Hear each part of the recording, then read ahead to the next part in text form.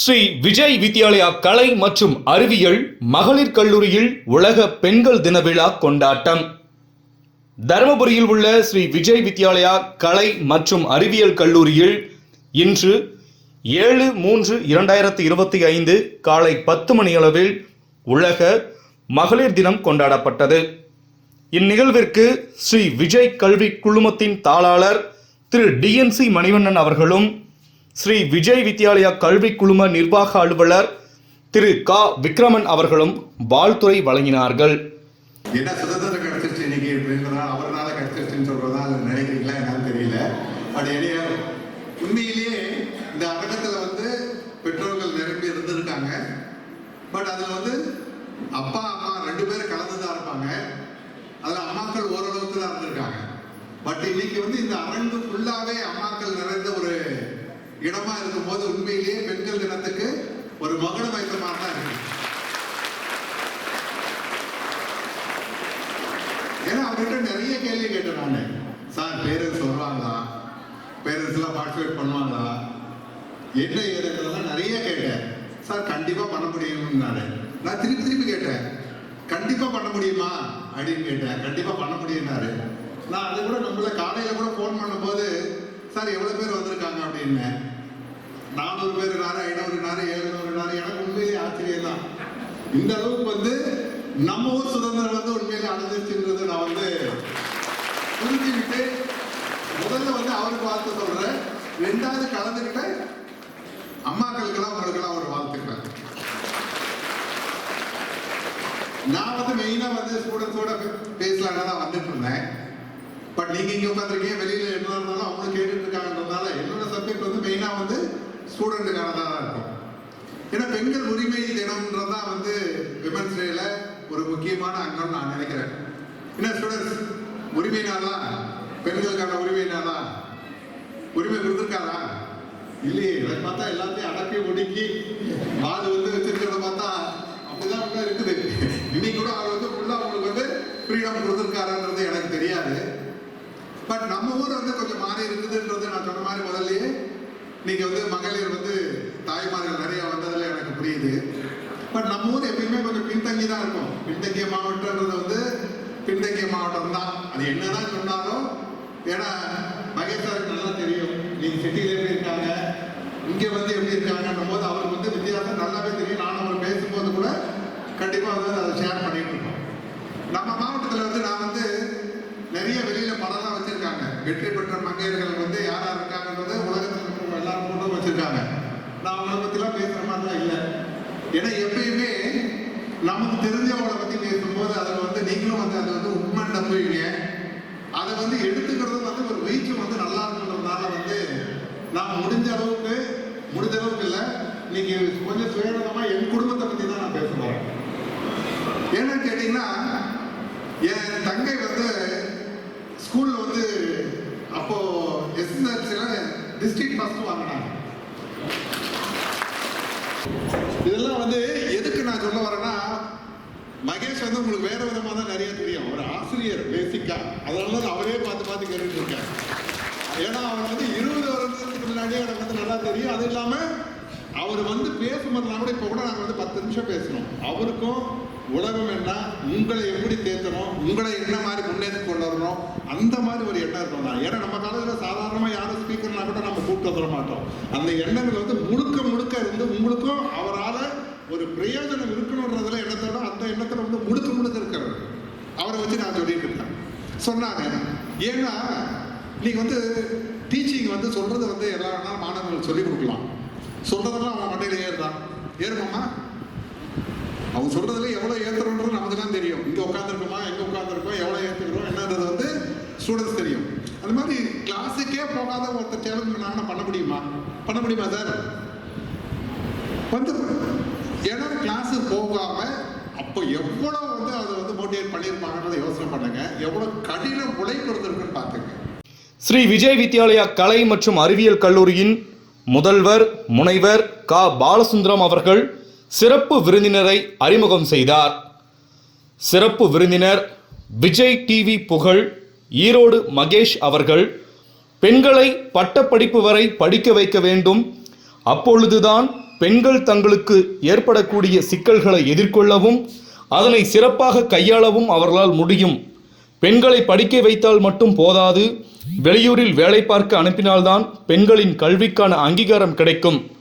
பெண்களுக்கு திருமணம் செய்து கொள்வதில் சுதந்திரத்தை வழங்க வேண்டும். பெண்கள் சிலை போல் இருக்கக்கூடாது. தாய்மார்கள் நிறைய துன்பங்களையும் அவமானங்களையும் தாங்கிக் கொண்டு தங்களுடைய பிள்ளைகளின் படிப்புக்காகவும் எதிர்காலத்திற்காகவும் வாழ்ந்து வருகின்றார்கள் என்பதை சிந்திக்க வேண்டும். பல்வேறு துறைகளில் சாதனை படைத்த பெண்கள் மற்றும் மாற்றுத்திறனாளி பெண்களை எடுத்து கூறினார். அதனால்தான் இந்திய பெண்கள் சகிப்புத்தன்மை மிக்க பெண்களாக இருக்கின்றார்கள். கல்லூரியில் படிக்கும் பெண்கள் அனைவரும் தங்களுடைய தாய்மார்களின் தியாகத்திற்காக நன்றாக படித்து எதிர்காலத்தில் சிறந்த பெண்களாக உருவாக வேண்டும். அனைவருக்கும் இனிய உலக மகளிர் தின வாழ்த்துக்களை கூறி சிறப்பு உரையை நிறைவு செய்தார். இவ்வளவு வருஷத்துல என்னுடைய மேடை அனுபவத்துல உலகத்துல எத்தனையோ மேடைகளுக்கு போய் நான் பேசியிருக்கேன். தமிழகம் முழுக்க எத்தனையோ கல்லூரிகளுக்கும் பள்ளிகளுக்கும் நான் போய் பேசியிருக்கேன். மார்ச் 8 நாளைக்கு உலக மகளிர் தின விழா நாள். உங்க எல்லாருக்குமே இனிய மகளிர் தின வாழ்த்துக்கள் முன்கூட்டியே நான் சொல்லியிருக்கேன். ஏன்னா உங்க வீட்டில் இருக்கிற ஒரு ஆம்பளை சொல்ல மாட்டான்னு எனக்கு தெரியும். அவங்களுக்குலாம் மார்ச் 8 தான் என்னன்னு தெரியாது. காலையில் எழுந்திரிச்சா காபி போட்டேன்னு கேட்பாங்க. ஒரு அக்கா வேகமா தலையாட்டுது, ஆமாம் தம்பி, அந்த பையன் அப்படிதான் தம்பி கேட்பான். எனக்கு என்ன ஒரு பெரிய மகிழ்ச்சி அப்படின்னா, மார்ச் 8 உலக மகளிர் தினத்துக்கு பொதுவாக பெண்கள் படிக்கிற கல்லூரிக்கு பேச கூப்பிடுவாங்க, பெண்கள் படிக்கிற பள்ளிக்கு பேச கூப்பிடுவாங்க, இல்லைன்னா ஏதாவது மகளிர் அமைப்பு பேச கூப்பிடுவாங்க. முதல் முறையாக தர்மபுரியில Sri Vijay Vidyalaya arts and science கல்லூரி தன்னிடம் படிக்கிற பிள்ளைகளினுடைய தாய்மார்களை கொண்டாடுகிற ஒரு நிகழ்வை தமிழகத்திலேயே முதல் முறையாக முன்னெடுத்திருக்கிறது. ஒரு பலத்த கைத்தொழில். சில தாய்மார்கள் அவர்களுடைய ஒரே நம்பிக்கையாக அவர்கள் பெற்றெடுத்த பிள்ளைகளை மட்டும்தான் நம்பி இருக்கிறீர்கள் என்பது உங்கள் கண்களில் தெரிகிற அந்த ஒளி எனக்கு காண்பித்துக் கொடுத்தது.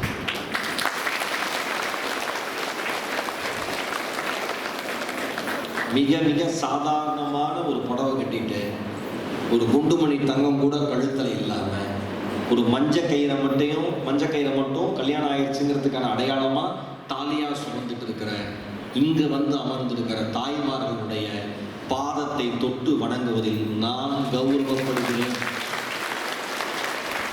ஏன் ஒரு குண்டுமணி அளவுக்கு தாலிக்கு தங்கம் கூட வாங்க முடியாத அளவுக்கு இருக்கிற நீங்க தான் தர்மபுரியினுடைய அடையாளமாக இருக்கிற Shri Vijay Vidyalaya arts and science காலேஜ்ல உங்க பொண்ணுங்களை படிக்க வைக்கிறீங்கன்னு நினைக்கிறப்ப, இதை விட பெருமை வாய்ந்த பெற்றோர்களை பார்ப்பதற்கு இறைவன் இன்னொரு முறை எனக்கு அந்த சந்தர்ப்பத்தை வழங்கவே மாட்டான் என்பது எனக்கு நன்றாக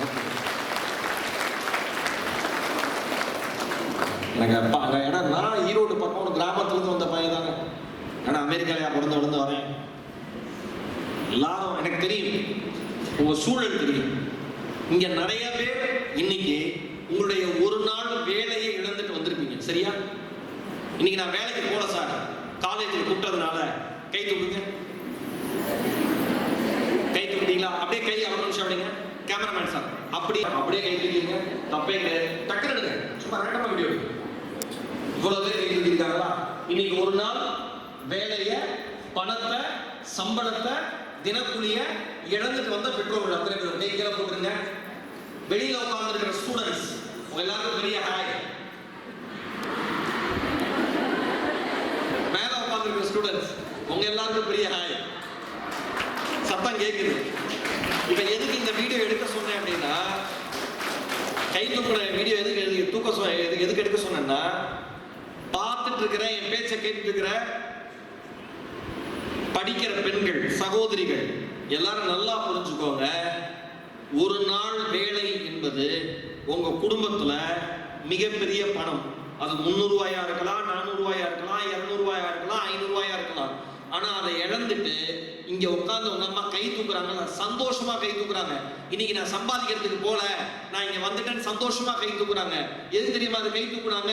உங்களை வாழ்க்கையில் கை தூக்கி விடுவதற்குத்தான் இவர்கள் எல்லோரும் கை தூக்கி இருக்கிறார். தயவு செஞ்சு அதை புரிஞ்சுக்கோங்க.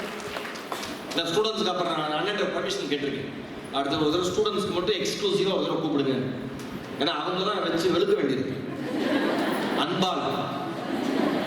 என்னங்க நல்ல வேலைடி நம்ம உள்ள உட்காரல அப்படின்னு பேசிக்கிட்டு பிள்ளைங்களாம் இருந்திருந்தா நம்ம குழந்தை என்னத்துக்கு யாருக்கு அப்படின்னு அவ்வளவு சந்தோஷமா ஒரு மாதிரி நெகிழ்ச்சியா இருக்கு.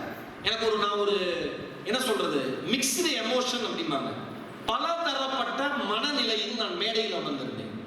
ஒன்னு சேர்மேன் சாரு மேடமை பத்தி ஒரு டைனமிக் பர்சனாலிட்டி, அவருடைய மகன் தீபக் என் இதயம் நிறைந்த அன்பு சகோதரர், ஒரு வெர்சடைல் ஒரு யங் லீடர். என்ன பொறுத்த வரைக்கும் தீபக் எனக்கு ரொம்ப பிடிக்கும். தீபக் நீங்க சந்திக்க முடியல, மேடம் ரொம்ப பிடிக்கும். Respectful woman. அவர் சொல்றாரு பாருங்க, நீலாம் வந்து என்ன பண்ண போற அப்படின்னு நினைச்சேன். நான் ஒன்று சொல்லவா, ஒரு பெண்ணின் முன்பு ஒரு ஆண் தன் தோல்வியை ஒப்புக்கொள்வதற்கு பெயர் தான் வீரம்.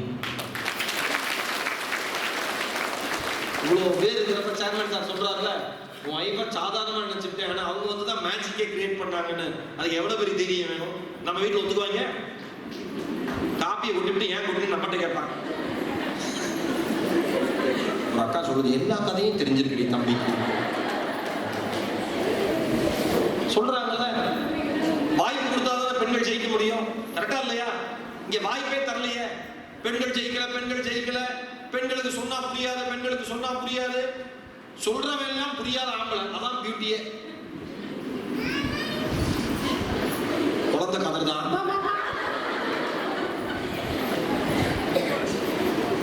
யோசிச்சு பாருங்க, எவ்வளவு பெரிய விஷயத்தை நீங்க வந்து சுமக்கிறீங்க வாழ்க்கையில.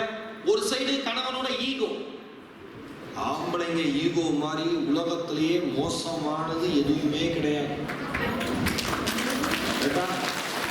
இந்தியாவில் இன்னும் குறிப்பா சொல்லுவாங்க, இந்தியாவில் குடும்பங்கள் சிறந்தது, இந்தியாவில் இருக்கிற குடும்பங்கள் மாதிரி உலகத்துல எங்கேயுமே இல்லை, இந்தியாவில் இருக்கிற குடும்ப அமைப்பு மாதிரி எங்கேயுமே கிடையாது, இந்திய குடும்பங்கள் தான் உலகத்தில் இருக்கிற எல்லா குடும்பங்களுக்கும் முன்னுதாரணம். இதெல்லாம் சொல்றாங்களே, இந்த பெருமைக்கெல்லாம் யார் காரணம் தெரியுமா? ஆண்கள் கிடையாது, பெண்கள் தான். ஏன் தெரியுமா? காரணம் சொல்லிடுறேன், அப்புறம் கேட்குதுங்க. ஏன் தெரியுமா? இந்திய பெண்கள் மாதிரி சகிப்புத்தன்மை உடைய பெண்கள் உலகத்துல வேற எங்கேயுமே கிடையாது. அதுலயும் தமிழ்நாட்டு பெண்கள் குறிப்பா சேர்மன் சார் சொல்லுங்க, அவ்வளவு சகிப்புத்தன்மைய கட்டிக்கிட்டே முட்டாள்னு தெரியும், பரவாயில்ல மன்னிச்சு விட்டுரும். எனக்கு தெரியாதே இல்லைன்னு